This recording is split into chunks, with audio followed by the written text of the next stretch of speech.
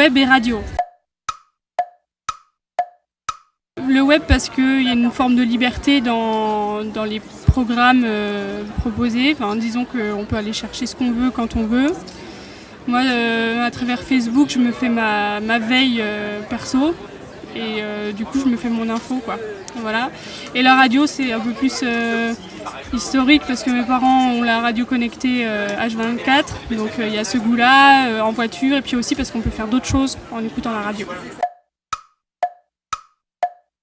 Je suis assez plurimédia, donc je sais pas, là je dirais que j'aime bien les médias qui vont un peu chercher ailleurs, du genre Kaizen ou ce genre de choses qui vont un peu plus loin en termes de reportage, mais qui vont chercher aussi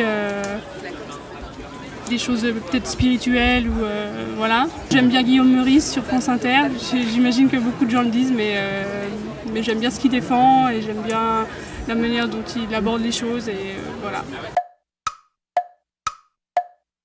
Ça dépend lesquels. Ça dépend les... Moi je pense qu'il faut distinguer les médias et les journalistes déjà. Parce que moi j'ai fait un peu d'études de journalisme, donc je côtoie des gens qui sont en devenir journalistes et qui le sont. Et je vois bien aussi comment on leur coupe les ailes et aussi comment ils rentrent très vite dans une forme de cadre en fait.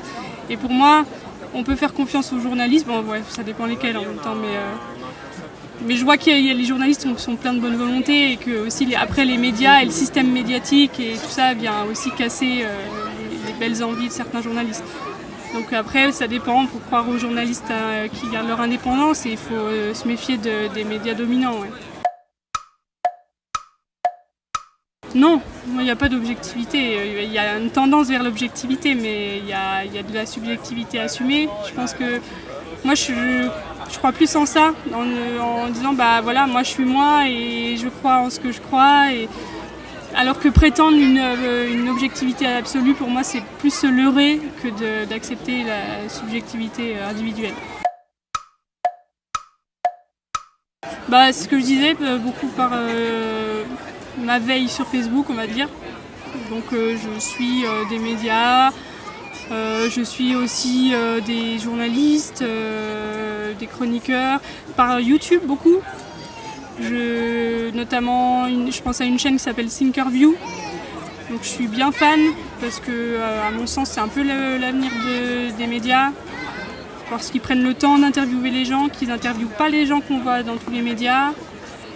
Et voilà. Moi, je suis plutôt une slow média. Je sais pas si ça se dit, mais... Ça serait un média un peu plurimédia où il y aurait à la fois une chaîne YouTube, des gros dossiers d'investigation. Mais il y a déjà quand même des médias qui... Enfin, je sais pas, je pense à Cache Investigation, ils prennent quand même des risques et là, ils en prennent encore plus avec la loi du secret des affaires qui vient de passer. C'est notamment des médias pour lesquels on peut avoir confiance. Enfin, pour moi, puis le média parfait... Après, moi, je défends aussi tout ce qui est média local, c'est pour ça que je suis venue vers vous.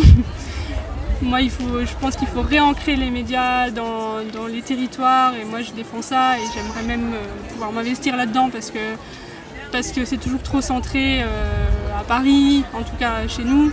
C'est important de connaître tout ce qui se passe dans le monde et tout, mais pour moi, un média parfait, ça serait un média qui s'intéresserait beaucoup au local, un peu au national et puis pas mal quand même à l'international, mais qui aurait un peu 3 volets comme ça.